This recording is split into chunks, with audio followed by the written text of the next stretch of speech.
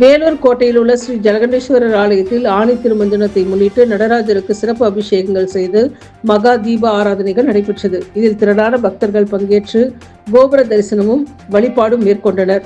வேலூர் மாவட்டம் வேலூர் கோட்டையில் உள்ள ஸ்ரீ ஜலகண்டேஸ்வரர் ஆலயத்தில் இன்று ஆணி திருமஞ்சனத்தை முன்னிட்டு ஸ்ரீ நடராஜர் மற்றும் சிவகாம சுந்தரி அம்பாளுக்கு தேன், பால், தயிர், சந்தனம் உள்ளிட்ட பல்வேறு பொருட்களை கொண்டு சிறப்பு அபிஷேகங்கள் செய்து சிறப்பு யாகமும் செய்து பின்னர் நடராஜ சிவகாம சுந்தரி அம்பாளுக்கு மலர் மாலைகள், வில்வ இலை மாலைகள் கொண்டு சிறப்பு அலங்காரங்கள் செய்து மகா தீப ஆராதனைகளும் நடைபெற்றது.